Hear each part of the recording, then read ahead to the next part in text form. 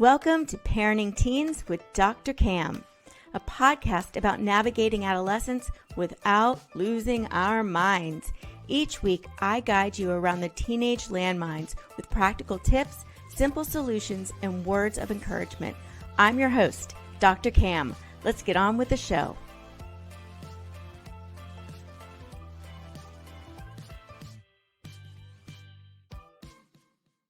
Today is my third anniversary episode with Jamie Edelbrock.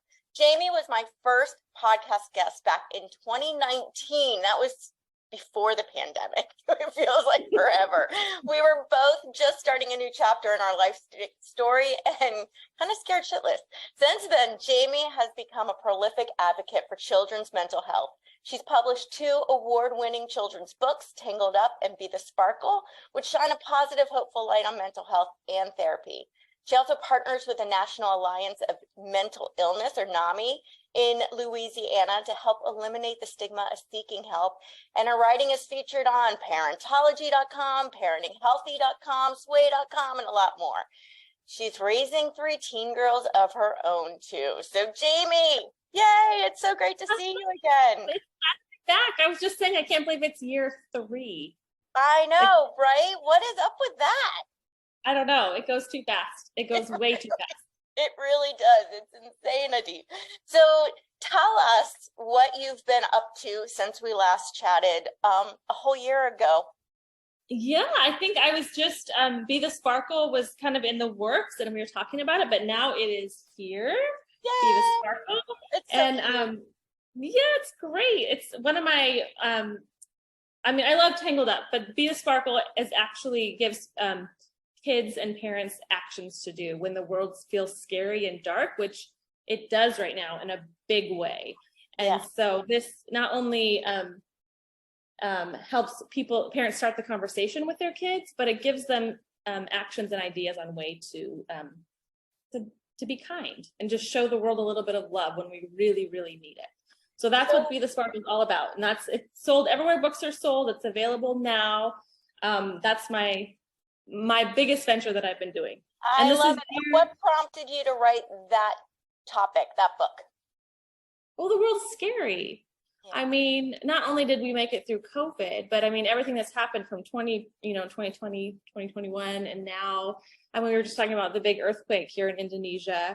We're talking about, gun violence in Colorado. All of those things are just what happened in the past couple days.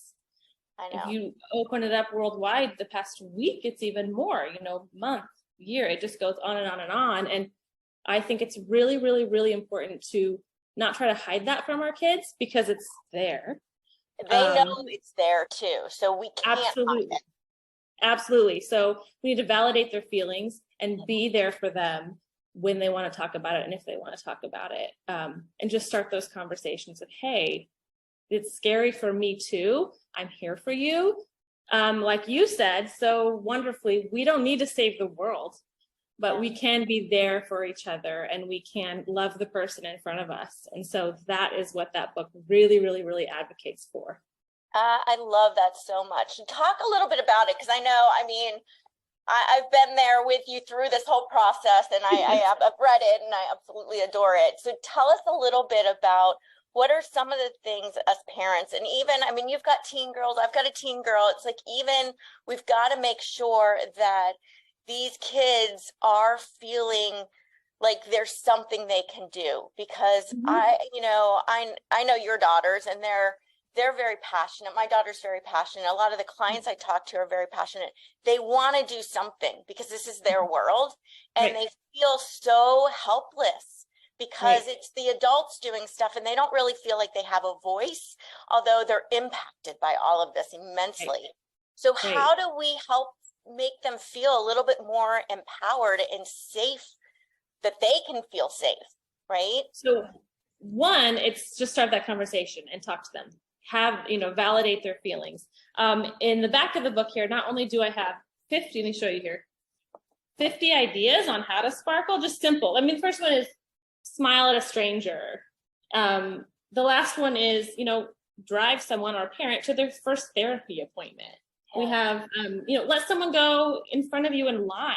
Just simple ways like that. but I also write a letter to the parents. And in that letter, first it's validate your child's feelings, like I've said. 2 is be there for them. And 3 is to teach them to respond positively. I mean, those are 3 just basic steps to be like, hey, you don't need to save the world, but you can act, you can do something. And that is, when we validate their feelings and say, we're here for you, now let's take a step forward in a positive way. Yeah. There's also in the back of the book a way that they can journal. Like, hey, what are some ideas I can do to get them get the ball rolling? Yeah. But something that I think is super important that I've come up with 10 ways to sparkle for our children. And that I think empowers them. When we sparkle for our children in these ways I'll share in a minute, I think it empowers them to do great things because they can be themselves. I love that. I want to hear that. I want to real quick just say with the validation too, because I think when kids are talking about something really scary, either their own emotions or what's going on in the world, I think, our instinct as parents is to make them feel better.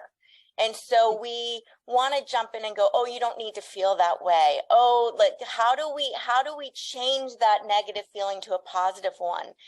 And what that ends up doing is invalidating how they feel. Yeah. And so Absolutely. It is, and I want to point that out because it's like our knee-jerk reaction to just fix it and make them feel better. And when we don't give them the opportunity to sit in that emotion and validate that difficult emotion, which is just as equal and fair as a positive emotion. Like negative emotions are so important. They're real, you have to work through them. They do. Let's talk about how we can sparkle for our kids. Sure. Okay. So I have researched these. Well, I haven't researched them. I've lived through them. Okay. Realistically, this is what I do. Yes. And I have found when you're not sparkling for your kids, you're either sparkling or you're not. And when you sparkle for your kids, everyone shines brightly. And sometimes I heard this saying the other day, sometimes things they feel dirty or they feel sticky or they feel gross and we want things to be better. Like you were talking about being a fixer. I'm the ultimate fixer. And so if my kids come to me with a problem, I will throw 1,000 solutions at them. And I get so frustrated when they don't listen to me. And in all reality, they need to learn to fix it themselves. I just need to be there to support them. Yeah. And so things might seem dirty. And I've learned to say as a parent, like, I'm here to help you just make things a little bit cleaner. It's not going to be perfect, but it's going to be a little bit cleaner. And I love that. So these tips of sparkling for our kids are there to just make things seem a little bit cleaner and sparkling. Like okay. So what my daughters need from me, which this is what kids need from all parents. My daughters need me to be calm. Yes. So when I am upset or when they're upset and I get upset and they get upset, we just keep doing this and then it explodes. Nobody's happy. I call this the ladder of conflict. We just keep climbing it. Yes, and with hormones raging and maybe busy schedules or stress, the more worked up I get, the more worked up they get. Yep. And nothing gets solved. And so I've learned to take timeouts for myself. Like, it's not them that needs the timeout all the time, it's me. Yeah. And so I will say, I need to go take a timeout, and when I'm calmed down, I will talk to you. I love that. I do the exact same thing. I give myself the timeout. Yeah, and it's so helpful because it feels good to yell sometimes. It feels good to get upset, just to get it out. But in the aftermath, it's not. No. It doesn't help. So yes, one way to sparkle for our kids is to be calm. Another way is to believe in our kids. And believe them. So not only do we believe in what they are capable of, but we are believing what they tell us. Yes. So if they're struggling in school, if maybe they're being bullied, or maybe they don't like a certain food, or maybe they're uncomfortable with the way their clothes fit, or whatever it is, it could be a bazillion things. We need to believe them. They need to know that we are their advocate and that we are on their side and we trust what they're saying. And this also, I think, gives them confidence, lets them know that, hey, we believe you, but we believe in you, and I'm on your side. 100%. And Jamie, with one of that, because it's funny, because it's one thing that I tell parents too, and I kind of give them this because a lot of parents struggle with that one, because they're like, well, I know my child's lying, so how do I believe them? So the baseline I like to give parents on that one is at least believe that they are doing the best that they can, because they actually are. So believe that. Absolutely believe whatever the reason is that they're lying, believe that there is a reason and that they feel a need to do that, because that's the best solution they could come up with. Right. To start there. Yes, absolutely. And you're believing in them. Like, whatever the struggle, whatever you feel like you need to lie about, whatever it is, I believe in you and the best you, and we're going to get through this. Yeah. Yes, absolutely. So that's one way to sparkle. Another way, my daughters need me to ask how I can help. So like we were talking about the fixing, they don't need me to fix it. They need me to say, how can I help you? And not only does this take the pressure off of me as a fixer, but it gives them the critical thinking skills and problem solving skills to say, oh, I can do this on my own. And sometimes my daughter said, I don't know how you can help me. I'm like, great. Then if you come up with a solution or any way that I can help you, let me know. I'm here for you. It lets you know they're there. It, again, takes the pressure off of me as a fixer and gives them critical thinking, problem solving skills. Which gives them confidence. Yes, absolutely. It gives them confidence, and they come back with a solution, a way I can help. It's better for everybody. Love it. Every time I ask, how can I help? It's always been a win-win. Yeah. So that's very sparkly. In my mind, that's like a big, a big sparkle.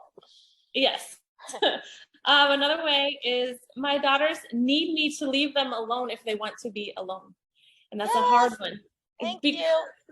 Right? If they are upset or sad, I want to comfort them. Or I want to know, like, what did she say? What happened? What did the school say? Whatever it is. Do you want a snack? I could bombard them with comfort, which is not helpful all the time. And so, or it just comes off as nagging or annoying or whatever. If they need to be alone, again, this is believing them. I believe that you need to be alone right now. I'm going to let you be, it's respecting them. Yes. 100%. And so that is one way to sparkle, is to, if they need to be alone, leave them alone. Yes. And when we respect them, we teach them how to respect us. Yes, absolutely. And it doesn't mean they don't love us. It doesn't mean that they never want to see us again. But just like we want to be alone, so do they. Just to whatever thought process.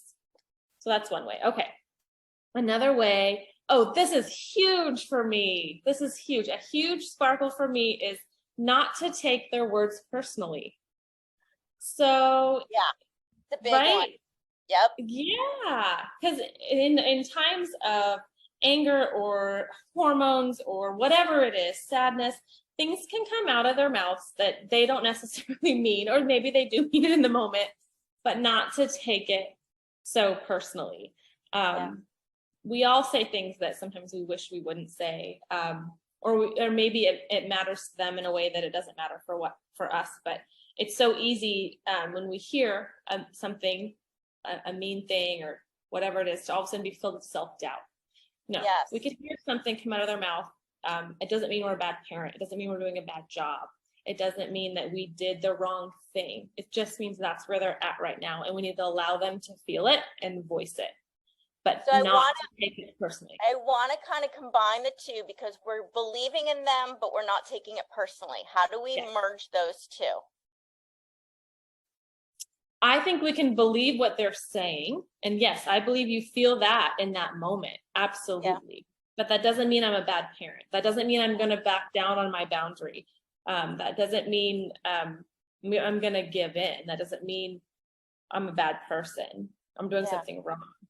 It's just, this is where you are in this moment. And I'm confident that you feel that way. I'm also confident in who I am as a parent. So remembering the truths when things get a little iffy in there, I always remind myself, say 3 truths right now. And those truths bring me back to, whatever they might have said doesn't mean it's necessarily true for me. Right. Exactly. So, and I have the kids do that too when they're feeling down. Think of 3 truths right now, and that usually helps. It's positive thinking. They can feel their feelings, but it gets them shifted thinking in a different way. Right. Love that. Okay, here's one we've already talked about. They need me to validate their feelings. Yes. So, and we just talked about this too. You can be angry, you can be sad, you can be mad, you can be depressed, you can be worried, scared, all of those things. And it's, as a fixer, it's easy to say, no, you don't. You don't feel that way. Things are going to be happy. Things are great. I am an optimist. I spin things positive all the time. It could be the worst thing in the world, and I just want it to be positive. That's not helpful. That's toxic positivity, and that's not helpful for them. Yeah. And so to sit in that moment with them and like, man, this sucks. I can see why you're feeling this way. Let's talk about it, or tell me more. Tell me why you feel this way so I can understand. That not only opens up a conversation, it gives them a voice, and it lets them know, again, we're there for them and we're going to help them through this. So validating is key. I think it's important to know you don't have to agree with why they feel that way to be able to validate that they feel that way. I think that's an important distinction, because a lot of times we stumble over, well, I don't believe that that's a reason to feel that way. Doesn't matter. Right. Or I don't feel that way, so they don't feel that way. Or I didn't go through that, so then you didn't feel that way. You don't feel that way. That is throwing their thoughts and ideas and feelings right out the window. And that is a prime way to have them say they don't care, they don't understand. So many times, teenagers especially can say, you don't understand. And by disregarding their feelings, of course they're going to say that. Believe them. Yes. You don't understand. You don't understand. And it's okay to admit, you're right. I don't understand. Right. Like, I don't, and I might not understand, but I am here for you. And I believe that you feel that way. Yep. And it's okay to feel that way. Absolutely. Okay. Next way to sparkle is my kids need me to have patience. And that's easier said than done, but it is a vital thing for relationships, and especially parenting. There's been so many times from when my kids are younger until now where, I've told this story 1,000 times, but just being rushed in the morning and like, hurry, we gotta go. I gotta go to work, you gotta go to school, but you have all these things to do. And it ends up being a really bad morning, a really grumpy morning. And then the kids are off to school feeling sad, and you're off to work feeling sad, and just nothing, you're thinking about it all day. And so I would rather have patience with my kids and be a little late to school or work than to have a crummy morning. And so the story that I've told 1,000 times is that I finally, the school office, I'm coming in there like late again. And that's what I said to them. Like, what's your reason for being late? And I said, I would rather be late than have a stressful morning. Yeah. I would rather have patience with my kids or with myself even, than to just have the day start off wrong and sets the whole day up. And that goes also not only for mornings, but everything else in life. When they're not up to speed with how we are. And I don't think they're meant to be. Adults have this like, go. And I definitely don't want my kids to follow that when they're adults. I want them to be able to take their time if they need to, have patience just with others and with themselves. Yeah. I think that's a hard one too, because so many of us believe like we don't want to be late. Like that is so important. But I think when you compare and put on paper side by side, is it more important to be on time rather than 10 minutes late, or to have a good relationship with your child? I feel like when you put it and look at it that way, it's not a difficult choice, but we make the choice for time over and over and over again. And I think we make the choice for time and for other people, not Yes, necessarily for our our kids. own And if kids. you look at Yep. what's the most important relationship there, and who are you raising, and what are you doing? What are you trying to achieve? Yeah. And when you look at it from that perspective, it's easier to be like, oh, it's easier to be patient with your kids. Maybe not easier to be patient with your kids, but it helps under. Yeah, let's take some of the pressures off. Like being Yeah. 10 minutes late is not the Yeah. end of the world. Right. Most of the time. I'm sure it is some of the time, but most of the time, the 10 minutes it would take to stay calm and to get through that is worth it. Right, absolutely. Or the time, I mean, if my daughter's having a bad attitude, wants to be in a room forever, just having the patience to, she'll come out when she's ready, instead of just, tell me what's going on, let me fix it, let me just, having that patience is huge too. Yeah. Waiting for a phone call from them, or anything. There's a bazillion ways you need to have patience with your kids and teenagers. But I think that also, I can get very anxious when I'm not patient, and they pick up on that anxiety as well. Yep. It's a good one. So, it's a hard one, but it's a good one. It's a hard one, and it takes practice. Yeah. And one thing we've learned to say around our house is, do you have your patient pants on? Let's put our patient pants back on. And that's been good. I think mine are always in the laundry. One leg in, one leg out. Exactly. I'm a little tight right now. Yes. I need my Thanksgiving patience. Yeah, exactly. Okay, another way to sparkle is our kids need us to listen.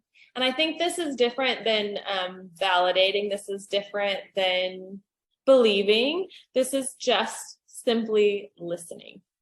Yeah. And there's been times when, my daughters can talk my ears off, and they don't necessarily want me to say anything. They just want me to be engaged. They just want me to pay attention, to put my phone down, to put work down, to whatever I'm watching on TV, and just listen to what they're saying. And that can be hard sometimes in a busy world and everything that we have going on. But that is a huge way to sparkle, because it lets them know that we care. Yeah. And that they matter. And even in those, I've heard there's 3 different points in a day to just stop and listen to your children. And that could be a matter of 5 minutes. So that's 15 minutes out of a day that you're actually listening to your kids. The first one is right when they wake up, you're listening to your kids, and you're focused on them. Like, good morning, I'm so happy to see you. How was your night? What do you want for breakfast? Whatever it is, let them talk, soak them up, be focused on them 100%. Just that first 5 minutes of the day. Right. The second time is when they get home from school. And I know sometimes parents aren't always home when kids get home from school, but that could be as soon as you get home from work. Yeah. Whenever you meet up again at the end of the day, just take 5 minutes where you're not on your phone, you're not on work, you're not on TV, you're not talking to your spouse. You are focused on them, and just listen to how their day was. Yeah. Pick up on their cues. Look them in the eye. Like, tell me about your day. And then the third time is at bedtime, when you're putting them down to sleep. And I know teenagers, sometimes it's good night, go to bed, whatever it is. I go to bed before my daughter does. So. Yeah, sometimes they're tucking me in. She puts me to sleep. Yes. Sometimes yes, absolutely. But whatever that is, whenever you're saying good night, to just connect one more time for 5 minutes with nothing else. And if you think about it in the grand scheme of things, in 24 hours in a day, that's only 15 minutes. That you're I gotta tell you though, time. Like that amount of time seems so, and I understand that for a lot of parents, it's hard to even to find those 15 minutes, to find that time. From my perspective, I'm like, that's not remotely enough time. Like, no, not even, right? And it's like that, but I love the whole concept of you don't need a ton of time to be able to connect. So if you are in a place where finding that, just reserving that time that dedicates to your child, just 15 minutes a day feels attainable. Yeah. And it matters so much. Oh, absolutely. It's, they say quality, not quantity. Yeah. And I think in those just, 5 minutes or those 15 minutes or whatever, that quality time, that matters. Kids know we're on our phone all the time. Teenagers know we're on our, teenagers are on their phones all the time or on their computer doing homework, whatever it is. And if you prioritize, even though that short amount of time, one, it could get longer, it could get bigger, but two, it lets them know that they are a priority and you're there for them literally morning, noon, and night. Yes. Yep. They know they can count on those.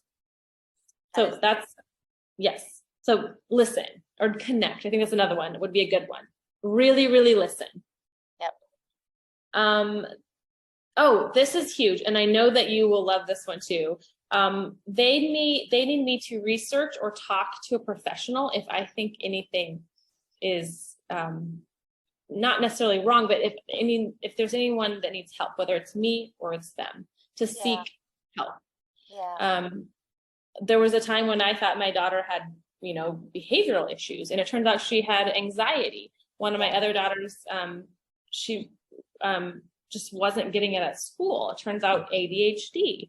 Like you don't, or maybe there was one sad all the time. She ended up being depressed. Like there's these things that you don't, if something is wrong or doesn't seem right, it's okay to seek help. It's okay to say, hey, I cannot do this on my own. I don't know what's going on.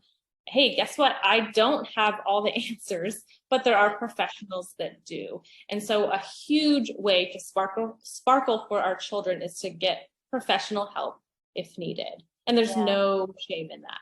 No shame. And a village. And one thing I want to say with that, because a lot of times, especially teens, if they're not the ones asking, many teens ask for help, but if they're not the ones asking for help, and a lot of them even resist it, believe them again, because a lot of times when we recommend they get help, we're saying you are broken, something's wrong with you, you need to be fixed, everything else is fine, it's you.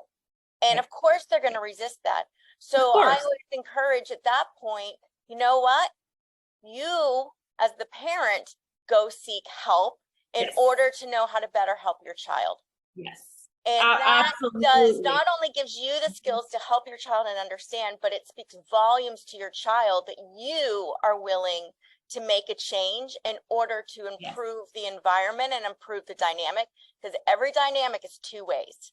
So it's not going to fix if we just say, you go change your attitude. Well, that's not changing anything if you don't change how you're approaching it.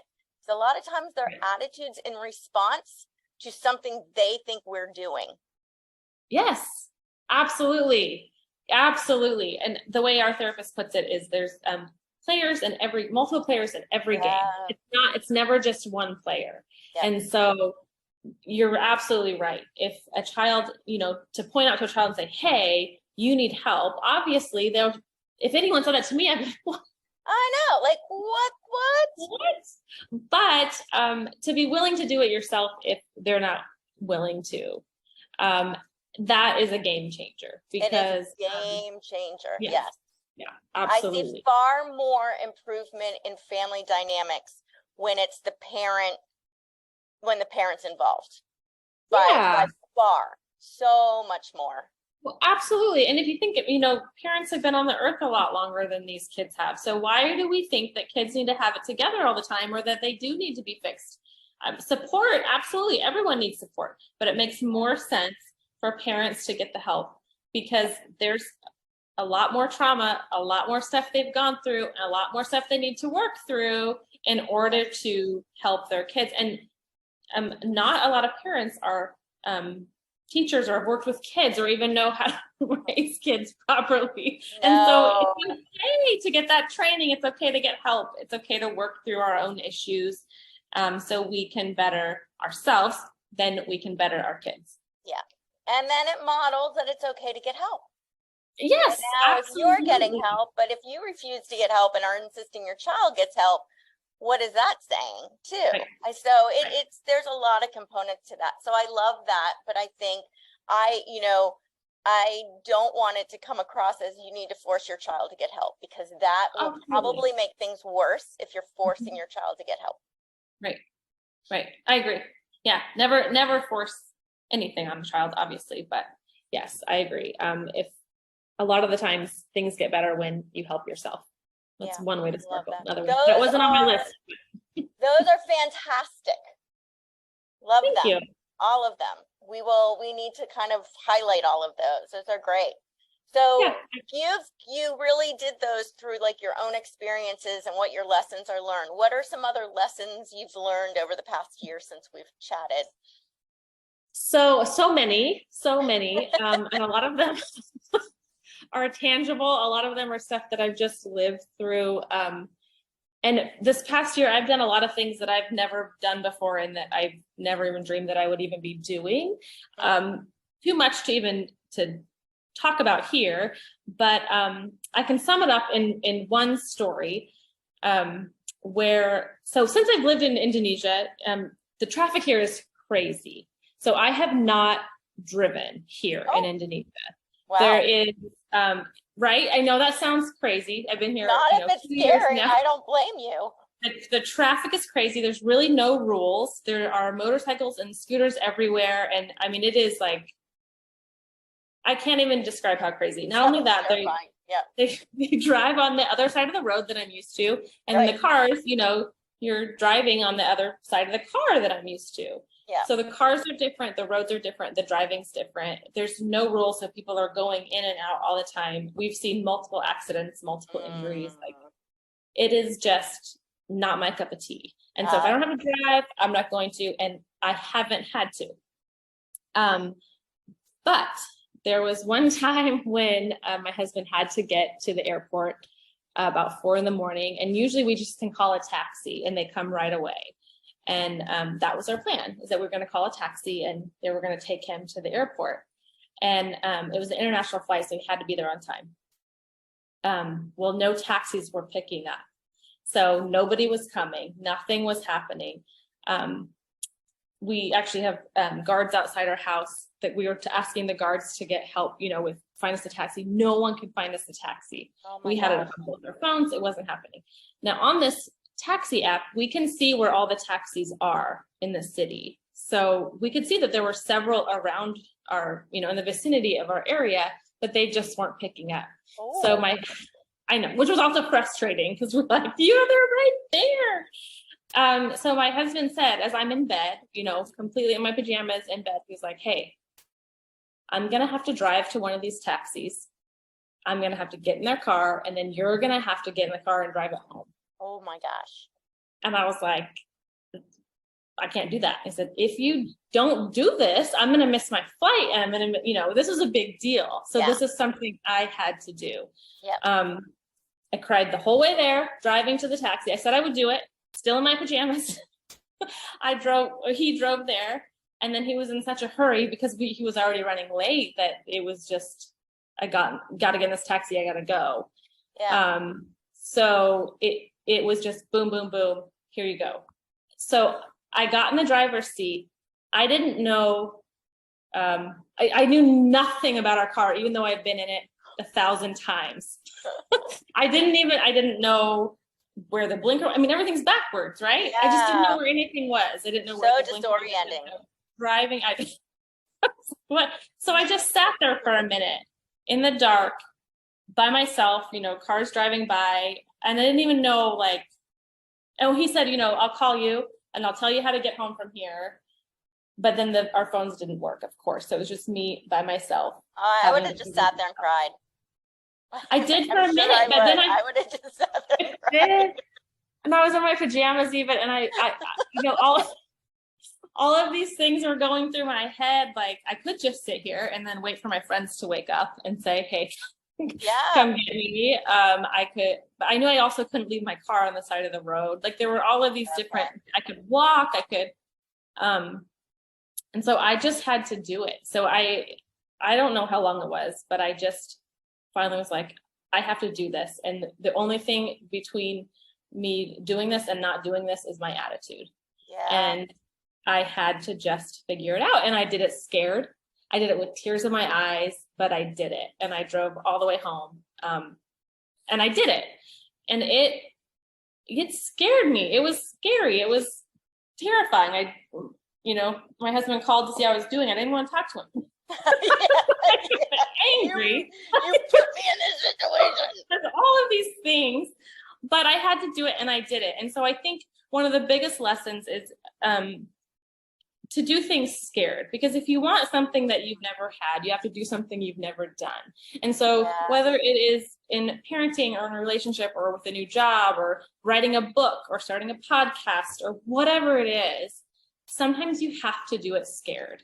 And sometimes we're going to be put in these situations where you're not going to know what to do, especially in parenting, right? You don't know. So follow your gut, change your attitude, and do it scared. That's the thing I've learned this year, big time. That's a good one. And let me ask, how did you feel once you made it home? It was a really, besides being mad and sad and scared, it felt good. Yeah. I did it. I did it. And there was nobody coaching me. There was nobody telling me how to do it. I had to figure out. I had to figure out every component of that car. I had to figure out the roads. I had to figure it all out. And I felt great. I felt like I could do it again if I needed to, and I could handle whatever was coming the next day. I love it. That's good for you. I'm glad you made it home safely. I probably would still be on the side of the road. I'm surprised that I'm not, actually. But I had to, and it obviously turned out okay. Here I am. But I think that sums up my past year. That sums it up, right? That whole year. That sounds great. Do it scared, and if you want something you never had before, you have to do something you've never done. Yeah. And so in all areas of life. And I think it's such an important thing to model to our kids too, doing stuff scared, because our kids are scared doing almost everything they do right now. Because it's all new to them, and they're always feeling like they're being judged, because often they are being judged by teachers, by parents, by peers, right? And so everything is terrifying to them. So it's easy for us to say, oh, just go do it. But if we're not doing it, then we're telling them not to do it, right? And we're telling them it's not okay. So them seeing us doing stuff that terrifies us is so important. And them seeing us uncomfortable and pushing through is critical in helping them get through all of this. Because right now we try to pull it all together, and we're sending them the message that you should always have it all together and you shouldn't struggle. And it's like, we're all struggling. So that's the message we are putting out, though. We were talking about social media. Everybody is so perfect on social media. Nobody sees the struggle. And I think it's so important for us to be honest in that. It's okay that, like, if you want to show highlights, of course, we all do that, of course. But when we don't show any aspect of the struggle, especially to our kids, then they're never going to share their struggle with us. No. And then the struggle becomes shameful. Yes. And it just puts that wall up. And how sad. That's no relationship at all. Yeah.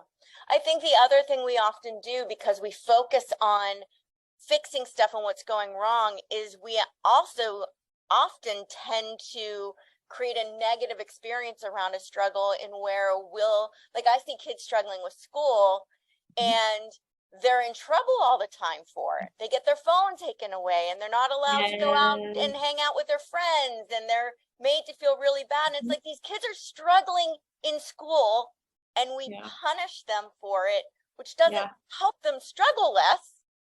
It just adds more anxiety and everything else on top of why they're already struggling. Right. And so we need to understand that struggle, believe them that they're struggling.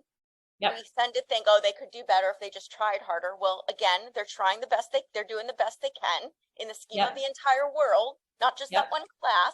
There's a lot going into what they're able to do, and how the energy they have, and the focus they have, and the motivation they have. There's a lot pulling into that. They're doing the best they can right now. So the last thing they need is for us to come down hard on them, because the world is already coming down hard on them. Yeah, absolutely. And if we're not their advocate, if we don't believe them, then who will? I know. So I love your tips for sparkling for them, because they need that. They need someone in their life, mainly you, the parent, to be the sparkle, to represent and make them feel like they are enough, and that they're worthy, and that they're loved, and that they can do this, because that gives them the foundation to go out and do hard things. Absolutely. And to be a sparkle themselves. Yes. Which makes them feel so good when they're able to do that for other people. They love it. Absolutely. When they have that confidence. And the freedom. But that's not something we force them to do. It's something they do because they feel good inside. Then you share that. When they're outside doing things that are not kind, it's because they are not feeling good inside. So the focus is not changing the behavior. It's focusing how they feel inside. Absolutely. And we do that as their parents. I love this. I like that you've broken it down to some simple, not simple to do, but simple to understand things for us to do. Yeah. And all tangible. We could do all of those things today, right now. We absolutely could. Yes. So let's go. Do that. Right? And we'll feel so much better, because our relationships with our kids will get stronger, and that adds a lot of, struggling relationships with our kids adds a lot of stress. So when we take back the part that we play, and we take responsibility for that part, which is the only part we can change and take responsibility for, that's when the dynamic changes, and all of a sudden that's gone. That stress is gone. Absolutely. And that's a big change. Jamie, I love talking to you. I love talking to you too.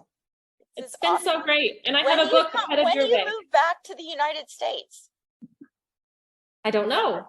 That's a very good question. Have you been driving? Do you drive regularly in Indonesia now? No. No. Emergency only. But I did go back to the States this summer, and I was able to drive, and man, did it feel good. I bet. So good. Oh, I bet. That is the freedom. Yeah, you're like a young kid that has to be driven. Oh my gosh. I was like, I can just go somewhere. I can get in the car and go. Yeah, it was great. I'm not. Oh my gosh. Well, I will let you go. I know it's late there. So thanks for jumping on, and I'll see you in another year. I know. Believe it or not, it's going to come faster than we think. It always does. All right. Bye, Jamie. Bye, Cam. Bye, parents. Thanks for joining us. And that's a wrap. Thanks for joining me today on Parenting Teens with Dr. Cam. Make sure to visit my website, www.askdrcam.com, where you can subscribe to the show in iTunes, Stitcher, or via RSS, so you'll never miss a show again. While you're at it, if you found value in this episode, I'd appreciate a rating on iTunes, and hey, why not share it with a friend too? Be sure to tune in to my next episode. And remember, parenting teens may not be easy, but with my help, it can be a whole lot easier than this.